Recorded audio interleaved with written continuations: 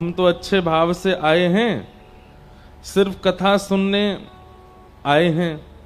Hotel में bag छोड़ कर के आए तो कल पैसे चोरी हो गए। तो ऐसा क्यों होता है? हम अच्छे मन से आए और हमारे साथ गलत हो जाता है। मतलब आप ऐसा विचार करते हैं कि जो व्यक्ति गलत मन वाला होता है चोरियां उसी के यहां ही होती हैं। आप ऐसा सोचते हैं? ऐसा नहीं है। चोरी तो सबके यहां हो जाती है, कभी कभी हमारे यहां भी हो जाती है। इसका मतलब ये थोड़ी होता है कि कोई व्यक्ति अगर स्वभाव से, बुद्धि से, विचारों से बहुत पवित्र है तो उसके साथ कुछ अनहित नहीं होता। एक बात बहुत ध्यान से सुनिएगा, सब लोग इधर देखना। अगर व्यक्ति व्यवहार अच्छा रखता है, विचार अच्छा रखता है, बुद्धि अच्छी रखता है, तो ऐसा नहीं है कि सामान्य लोगों की तरह उसके साथ घटनाएं नहीं घटती हैं। पर सामान्य व्यक्ति को जितनी घटना की पीड़ा होती है, शुद्ध विचार वाले को उतनी पीड़ा नहीं होती, उतना विचलित नहीं होता, इतना व्याकुल नहीं होता। लोग बागों की फ्लाइट छूट जाती है तो रोने लगते हैं एयरपोर्ट पर। हमारी तो अमूमन छूटती रहती हैं, ज्यादातर छूट जाती है, लेकिन विचलित नहीं होते। कई बार कई कथाओं में ऐसा होता है, 7 दिन कथा हुई और 7वें दिन जिन्होंने कथा कराई थी वही अंतर ध्यान हो गए, भाग गए, और पूरी कथा का खर्चा हम करके आते हैं। फिर टेंट वाले खड़े हो गए, महाराज जी हमारा 1 रुपया नहीं दे के गए हैं वो जिन्होंने कथा कराई थी। मैंने कहा भैया ढूंढो खोजो कहाँ है, बोले चले गए। तो फिर सारा खर्चा हम करके आए पंडाल का। बताओ, कथा कराई किसी ने, बुकिंग करी किसी ने, व्यवस्थाएं करी किसी ने, पैसा भुगतान करके आए हम। आज तक हमारी कम से कम 8-9 कथाओं का तो पेमेंट हमसे ही जा रहा है अभी तक। हमने कहा भैया इतने अमीर आदमी नहीं है, धीमे धीमे देते रहेंगे हम भी। तो इसका मतलब ये नहीं है कि आपके विचारधारा और आपका स्वभाव अच्छा है तो आपके साथ कुछ अनहित नहीं होगा। कई बार हमारे प्रारब्ध में जो है वो हमको भोगना पड़ेगा, भले ही हम चाहे कितना शुद्ध जीवन जिए। लेकिन घटने वाली घटना आपको झकझोरेगी नहीं, उस घटना से आप बहुत विचलित नहीं होगे। ये प्रमाण है इस बात का कि आपकी विचारधारा और आपका भाव बहुत शुद्ध है। अब जिनका भी है, इन्होंने तो बताओ व्यास मंच से ही पूछ लिया है, तो सोचो कितने विचलित हो रहे होंगे। लेकिन इनका विचलन ज्यादा है नहीं। क्यों? क्योंकि अगर विचलन होता तो एक ही प्रश्न करते, इन्होंने फिर 3 प्रश्न और किए। इसका मतलब यह कि ज्यादा विचलित है नहीं। दूसरा प्रश्न इन्होंने क्या किया, तो ये जो चोरी हुई है इसको आप लोग, अन्यथा वो जिनका भी हुआ है बहुत परेशान मत होना। हो सकता है कि कोई धन अधिक होगा आपके पास, उसको कहीं आपको सेवा में लगाना था, लेकिन आपने शायद आपसे नहीं हो पाया होगा, इसलिए ठाकुर जी ने ही प्रयास करके निकलवा दिया। किसी के घर में ऐसा विचार कर लीजिए कि बेचारे किसी एक परिवार को 2 समय की रोटी आपकी तरफ से दान हो गई है। ये जिनका है वो कह रहे होंगे रुक जाओ, आपकी होगी चोरी तब पता चलेगा। इसमें दूसरी बात यह है कि इतनी सावधानी रखा कीजिए कि आपकी चोरी ना हो। और भैया एक बात कहें, धन की चोरी हो जाए, संपत्ति की चोरी हो जाए, पर ये मन की चोरी जो संसार करता है ये नहीं होना चाहिए। हमारे मन के कितने सारे चोर हैं। किसी के मन का चोर बड़ा पाव बन गया है, वो बड़ा पाव देखते ही सारे काम छोड़ देता, उसको बड़ा पाव चाहिए। उसका चोर कौन है? बड़ा पाव है। किसी के हृदय का चोर रसगुल्ला है, रसगुल्ला आ जाए सामने तो भाई सारे काम पीछे, पहले रसगुल्ला। ये तो अच्छी अच्छी चीजें बोल रहा हूं मैं, बहुत गंदी गंदी चीजों में भी मन चोर है हमारा। मन चोर नहीं है, मन को चुरा लिया है। किसी के हृदय को पल्ली गली वाली ने चुरा लिया है, वो पूरे दिन वहीं बैठा रहता है, कब निकलेगी बाहर।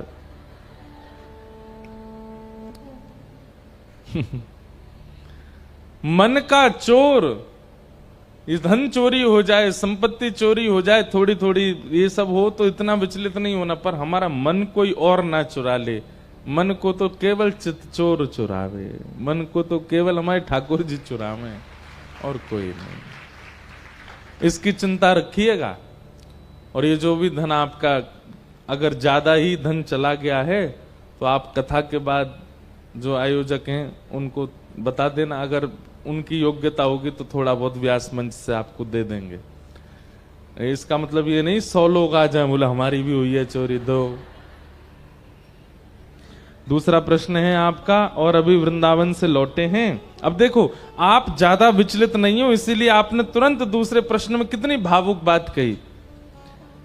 अभी वृंदावन से लौटे हैं और जैसे ही केलीकुंज वाले महाराज जी को देखा तो धड़कन तेज हो गई। ऐसा लग रहा था कहीं बेहोश ना हो जाएं, और मन में पद गाए जा रही थी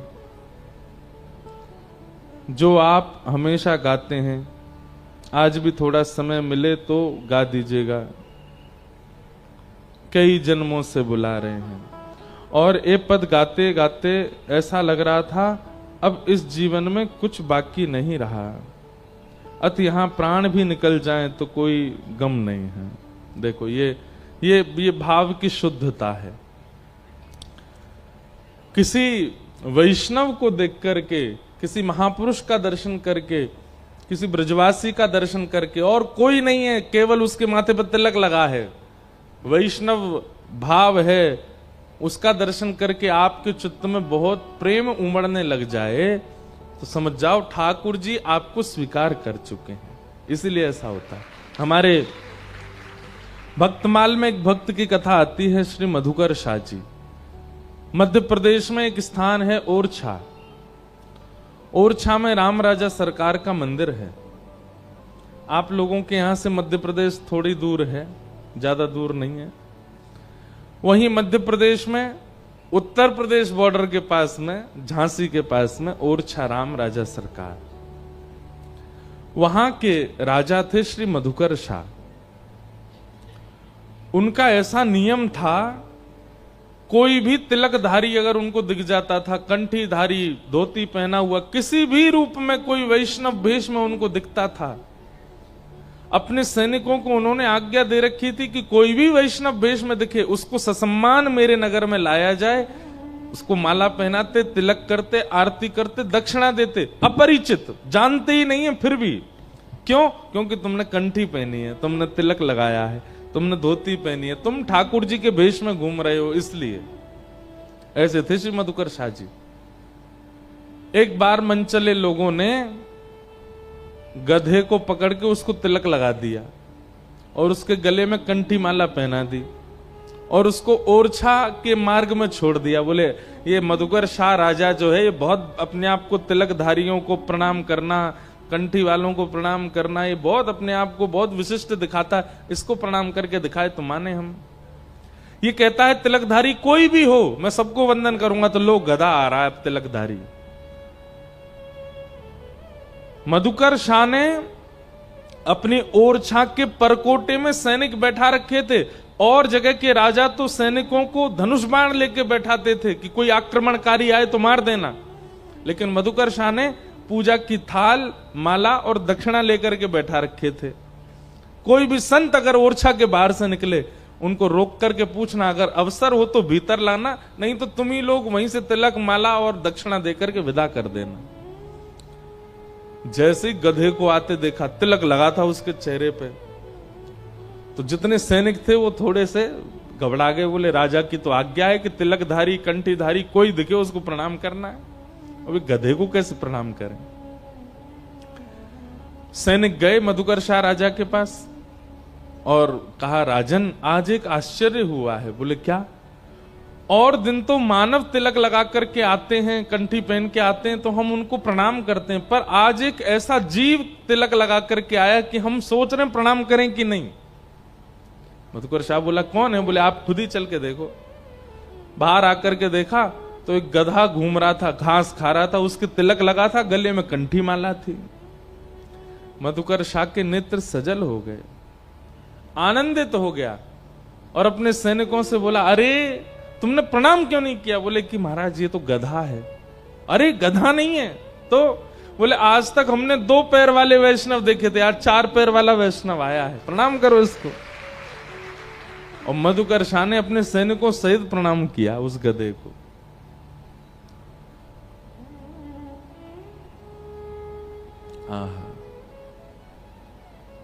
भैया ऐसे वैष्णवों को देख करके यदि मन आनंदित होता है, मन प्रफुल्लित होता है, मन में भाव उमड़ने लगते हैं, नेत्र सजल हो जाते हैं, तो यह समझना चाहिए कि हमसे ठाकुर जी राजी हैं।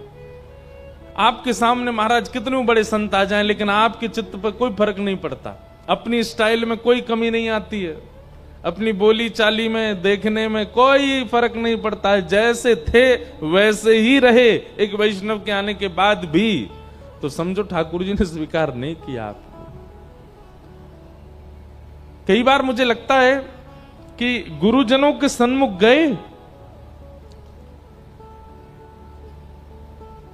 सोच करके गए कि उनसे ये पूछेंगे, लेकिन सामने जाते ही भूल गए क्या पूछने आए थे, और जो पूछने के लिए आए थे वो बिना पूछे ही उनसे उत्तर मिल जाए और आप आनंदित हो जाओ। ये इस बात का प्रमाण है कि ठाकुर जी आपसे प्रसन्न हैं। इसलिए भैया जब कभी भी किसी वैष्णव का दर्शन करो, आनंदित हुआ करो, प्रसन्न हुआ करो। तो आपके चित्त में जो ये भाव आया है, ये निश्चित ही भगवत कृपा का प्रतिफल है। और फिर इन्होंने तीसरी बात कही, हम सच बताएं तो हम झूठ बोल करके घर से यहां कथा सुनने आए हैं, तो क्या ये गलत है? और एक वैष्णव और ब्रजवासी से शादी करना चाहते हैं, पर घर वाले समाज के पीछे। अब देखो दूसरी बात तो हम नहीं बताएंगे, अभी आपकी शादी का तो मैटर आपके घर वाले जो कहें वो करो, पर कभी कथा में, कभी ठाकुर जी के सत्संग में, दर्शन में यदि झूठ बोल करके जाना पड़े। अब कई लोग कहेंगे बताओ ये सही है कि गलत। अब बताओ, आजकल के बच्चे झूठ बोल करके पीने चले जाते हैं, उसमें कोई गलती नहीं लगती। झूठ बोल करके नशा वगैरह करने जाते हैं, झूठ बोल करके उल्टा सीधा खाने पीने जाते हैं, झूठ बोल करके बच्चे अपने मित्रों के साथ में ऊधम मचाने जाते हैं। उससे तो अच्छा झूठ बोल के कथा सुनने आ जाओ, कोई दिक्कत नहीं है। लेकिन एक बात याद रखिएगा, कभी ना कभी जब लगे कि माहौल ठंडा है घर का, तो बता देना कि आपको पता है तब हम ऐसे ऐसे बोले थे, तब हम कथा सुनने गए थे। क्योंकि आपका कथा सुनने के पीछे उद्देश्य कृष्ण प्रेम है, और उसमें यदि आपको थोड़ा ऐसा लगता है कि हम कुछ कह दें, तो इसमें कोई दिक्कत नहीं है, इसमें कोई अभिप्राय नहीं है। तो ऐसे आपके भाव हैं, अगली बार से ध्यान रखना चोरी ना हो जाए। फिर किन्हीं का प्रश्न है, हमारे घर में कई बार उपहार में भगवान के विग्रह मिलते हैं, पर वह बहुत सुंदर होते हैं, उन्हें ना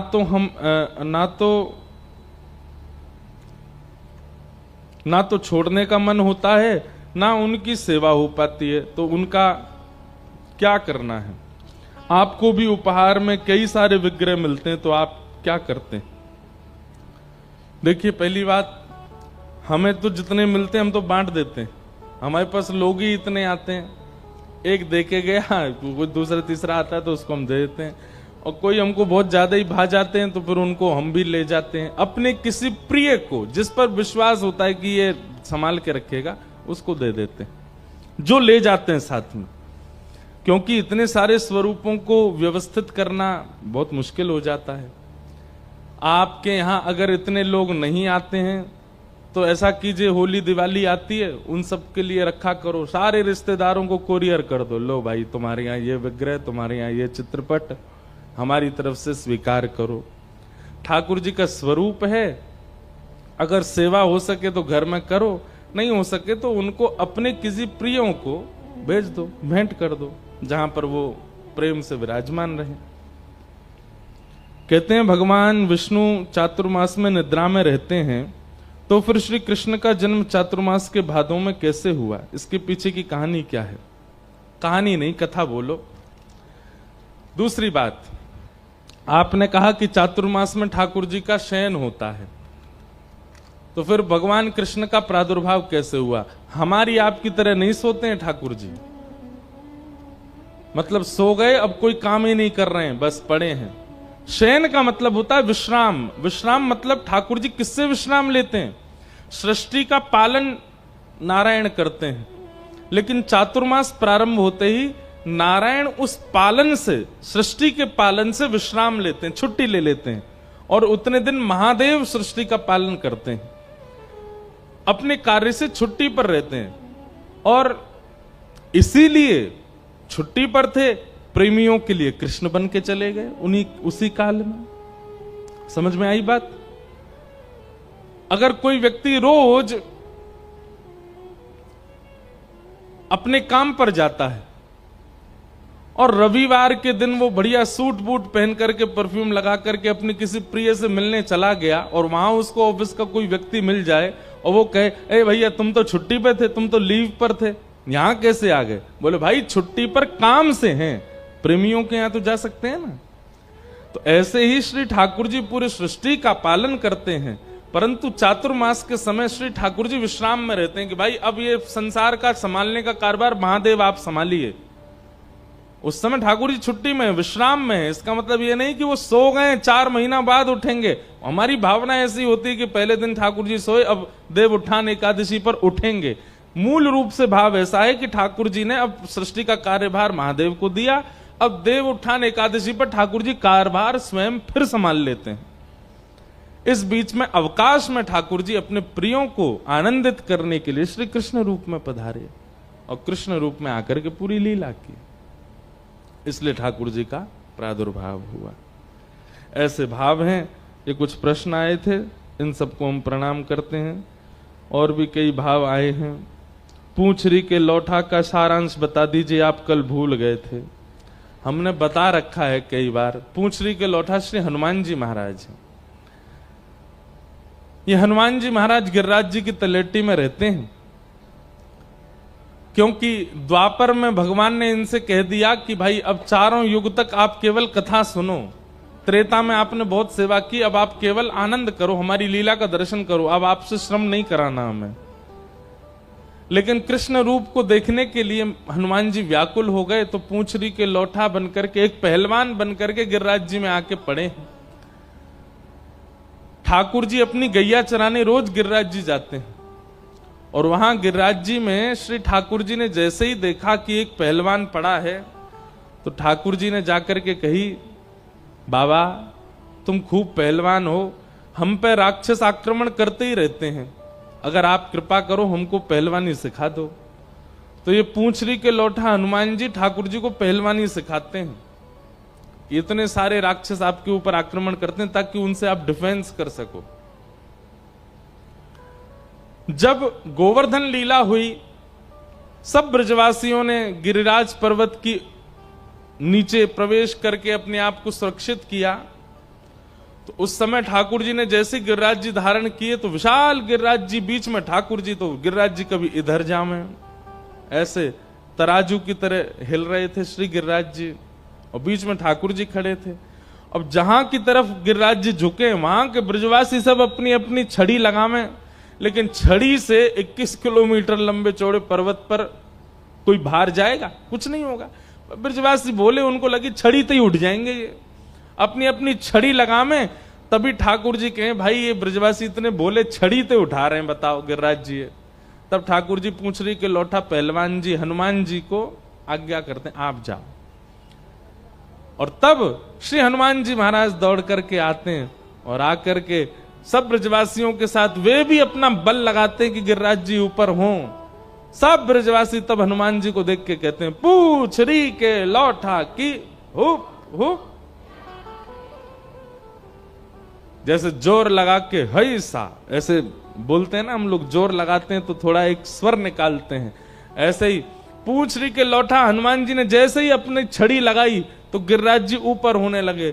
तो सब ब्रजवासियों को लगा हमारी छड़ी तो ही है रे, तो पूछरी के लौटा की उनके आते ही हुप हुप, और जैसे ही गिरिराज जी ऊपर होते सब कहते प्यारे क्या बात है वंशी वारे शाबाश है। तो ये श्री पूछरी के लौटा श्री हनुमान जी हैं।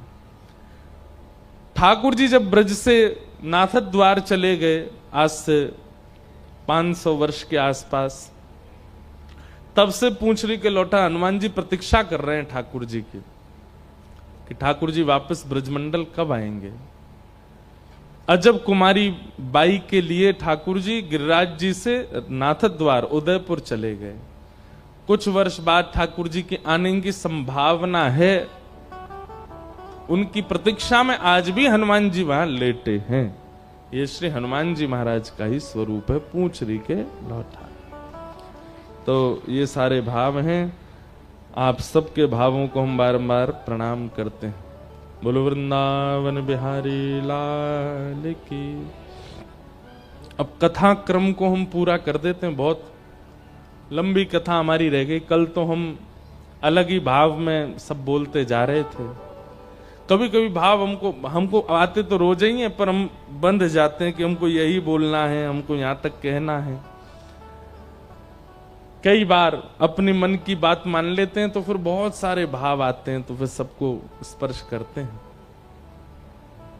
कल रात्रि खूब विलंब हो गया, कथा के बाद भी कई स्थानों पर जाना हुआ। फिर रात में सब हमारे हम शाम दीवाने सब भाइयों से मिलना हुआ, परिवार वालों से उनके। हम सोए सुबह 4 बजे। उसके बाद फिर हमारे भाई लोग ये सब बैठ गए, कुछ ना कुछ पैकिंग कर रहे हैं। करा कुछ भी नहीं है, बैठे रहे हैं बस। उठा करके सामान सब हमारे। एक तो क्या आप लोग पहनते हो टी शर्ट, वो तो यूं ही हो जाती है गई। हम पहनते बगलबंदी। इसको जैसे 4 टी शर्ट जितनी देर में गई होती है उतने में एक बगलबंदी होती है। उसको व्यवस्थित करना रखना वो सब कर रहे थे सब। तो 4 बज गए। सोए सुबह हमको उठाने आए तो हमारी आंखें ही नहीं खुले। बड़ी मुश्किल से तो नेत्र खोले, स्नान ध्यान करके ठाकुर जी की सेवा थोड़ी करके आ गए हैं। अब आपके मध्य थोड़े से भाव कुछ कह करके फिर यहां से जाएंगे सीधे बंबई पहुंचेंगे। जाते हमारे 4 इंटरव्यू हैं, 1 रिकॉर्डिंग है। पूरी रात आज सोना नहीं है वहां पर भी।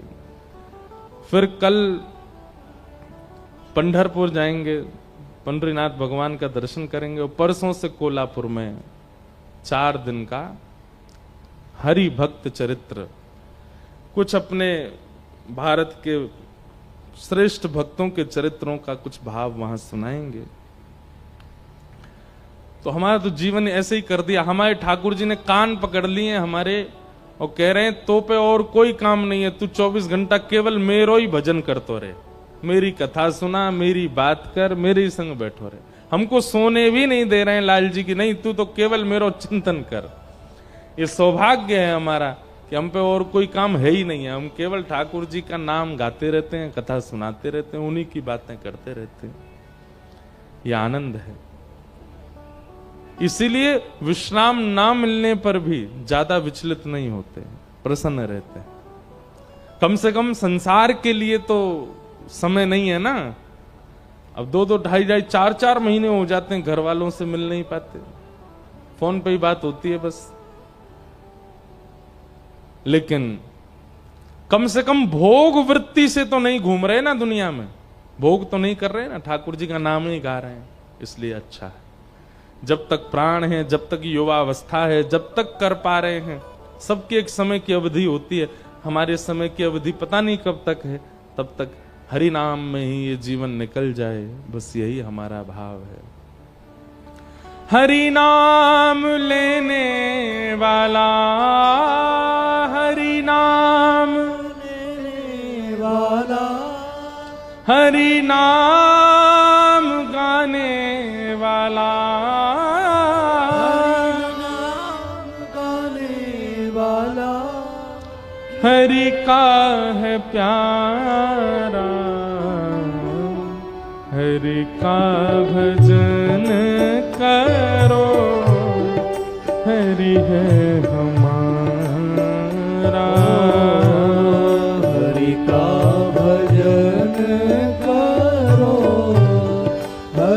है हमारा।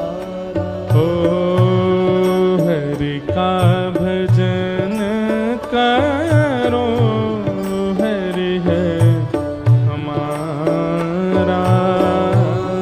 हरि का भजन करो, गाओ सब लोग। हरि है हमारा। हे हरि नाम लेने वाला,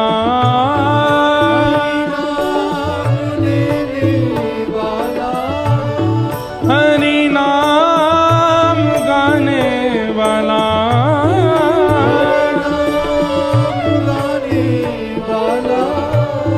हरि का है प्यारा,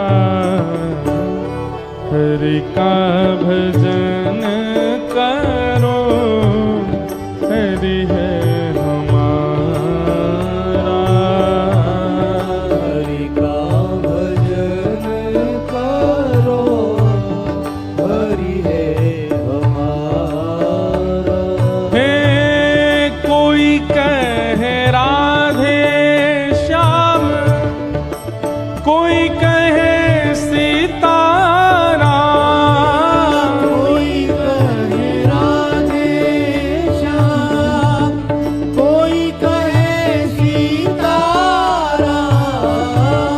कोई कहे राधे श्याम, कोई कहे सीताराम। कोई कहे राधे श्याम, कोई कहे सीताराम। कोई गिरधर गोपाल, कोई राधा माधव लाल। कोई गिरधर गोपाल, कोई राधा माधव लाल। यही हरि दीन बंधु, यही हरि दीन बंधु, यही हरि करुणा सिंधु। यही हरि करुणा सिंधु। नमो बारंबार, हरि का भजन करो, हरि है हमारा। हरि का भजन करो, हरि है हमारा। ओ हरि का भजन करो, हरि है हमारा। हरि का भजन करो, हरि है हमारा। हे हरि नाम लेने वाला, नाम लेने वाला, हरि नाम गाने वाला, हरि नाम गाने वाला। ओ हरि का है प्यारा, हरि का भजन करो, हरि है हमारा। हरि का भजन करो, हरि श्री पंडरीनाथ भगवान की जय हो।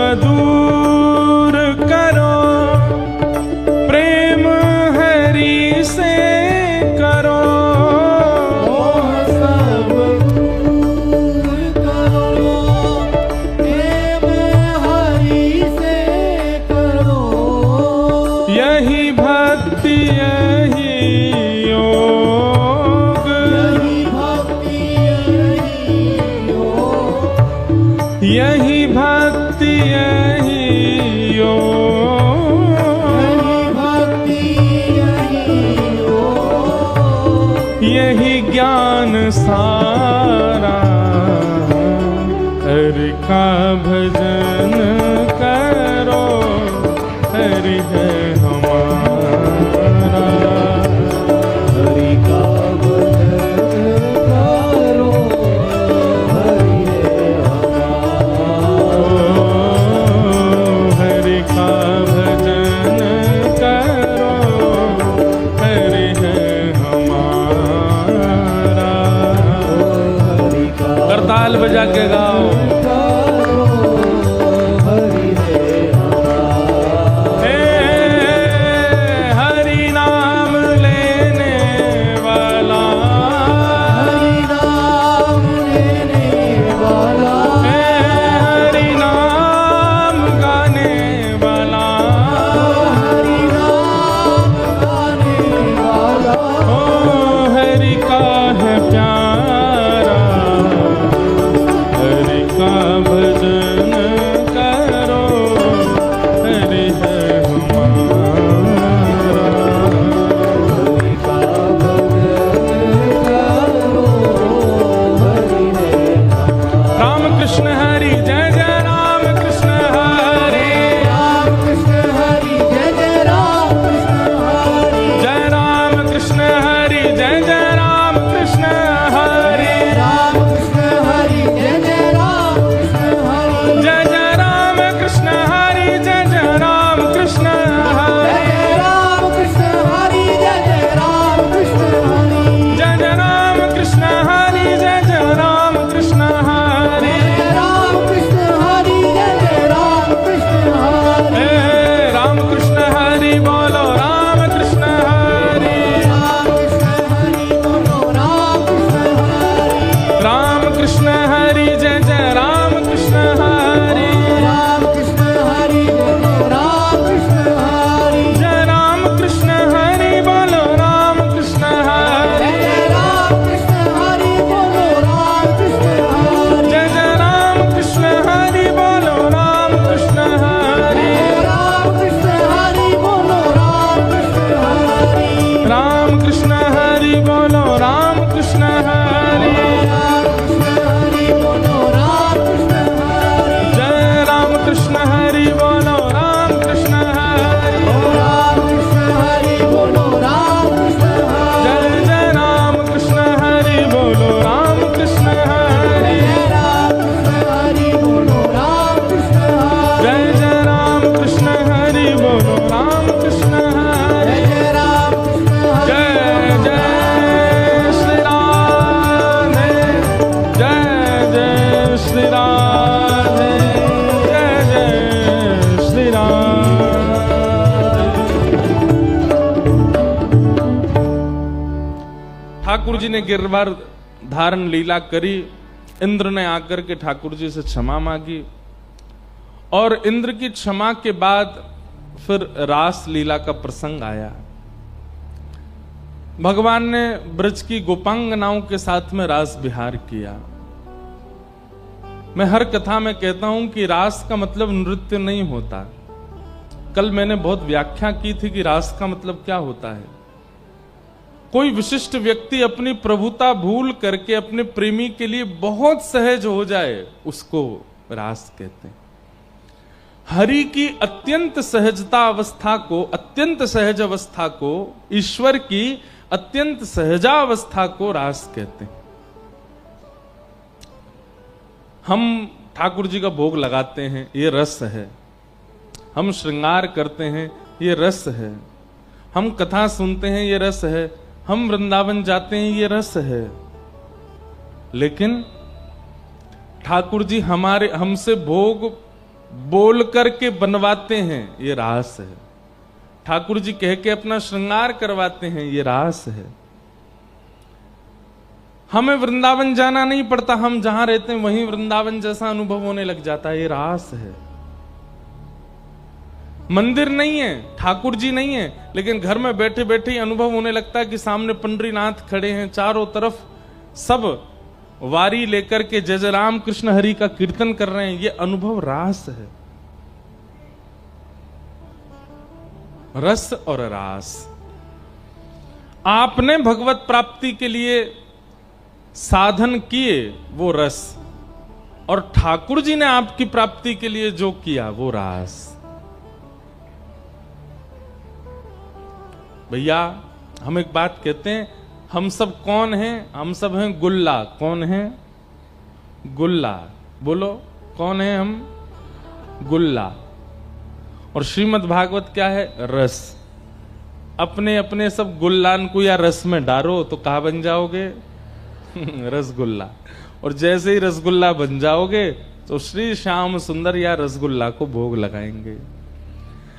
अब हो क्या रहा है कि हम केवल गुल्ला बने हुए हैं, रस डाले ही नहीं रहे भीतर। इसलिए ठाकुर जी हमारा भोग नहीं लगाते। बोले पहले रस तो ला, पहले रस तो आस्वादन कर, पहले रस में स्वयं को डुबो दे। अच्छा, रसगुल्ला देखो कैसा होता है, उसको कहीं से भी तोड़ो वहीं रस मिल जाएगा, पूरा रस से भरा होता है। एक ऐसा नहीं होता कि ऊपर ही ऊपर रस है नीचे रस नहीं है, या उधर रस है इधर रस नहीं है। रसगुल्ला को कहीं से भी घुमाओ, कहीं से भी खाओ, कहीं से भी तोड़ो, जहां से निचोड़ोगे वहीं से रस है। हम लोग पता कैसे हैं? हम लोग कभी कभी पर्टिकुलर टाइम पे ही रस लाते हैं अपने अंदर। अभी भुसावल में कथा हुई तो 7 दिन हम लोग ना तो प्याज खा रहे थे, ना गार्लिक खा रहे थे, ना कुछ कर रहे थे ऊट पटांग।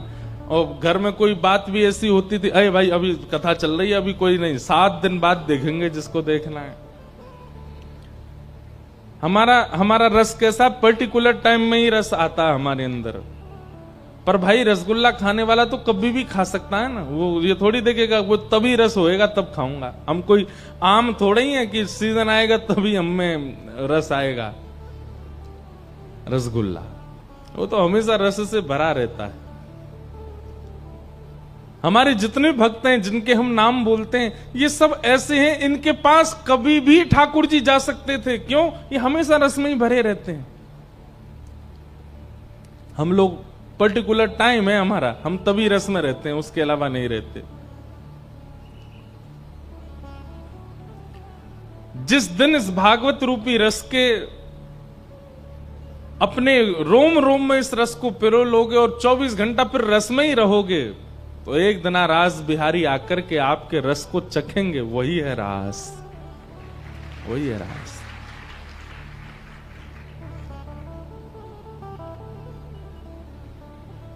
भगवान ने गोपियों के साथ रास विहार किया। देवादिदेव महादेव भी पधारे गोपी बनकर के। बोल गोपेश्वर महादेव की। और ब्रज वृंदावन में सुंदर रास हुआ। रास के अंतर्गत गोपियों में थोड़ा सा मान आ गया। मान कैसे आ गया? हम बड़ी सुंदर हैं और हमारे रूप पर देखो त्रिभुवन नायक रीझ गए हैं, इसलिए हमारे साथ रास कर रहे हैं। गोपियों के अंदर आए हुए इस मान पर ठाकुर जी बोले, भैया अगर सुंदरता पर रीझ ना होता तो पूतना बहुत सुंदर बन के आई थी, हमने तो उसको देखा भी नहीं। और तुम सब गोपियां मान कर रही हो कि हम तुम्हारी सुंदरता पर रीझ करके रास कर रहे हैं। ठाकुर जी ऐसा सोच करके वहां बीच से अंतर ध्यान हो गए। अब प्रश्न उठता है कि गोपियों के चित्त में मान आया क्यों? बहुत ध्यान से सुनिएगा। ठाकुर जी हमें मिलते क्यों नहीं है? इतनी सेवा करते हैं, इतनी कथा सुनते हैं, इतना ठाकुर जी का सुंदर भोग लगाते हैं, इतना सब कुछ आनंद ठाकुर जी को कराते हैं, क्यों नहीं मिलते ठाकुर जी? क्योंकि ठाकुर जी को अभी भी संशय है हमारे ऊपर कि कहीं मैं मिल गया इसको मान हो जाएगा कि देखो मेरी भक्ति की पराकाष्ठा, ठाकुर जी मिल गए।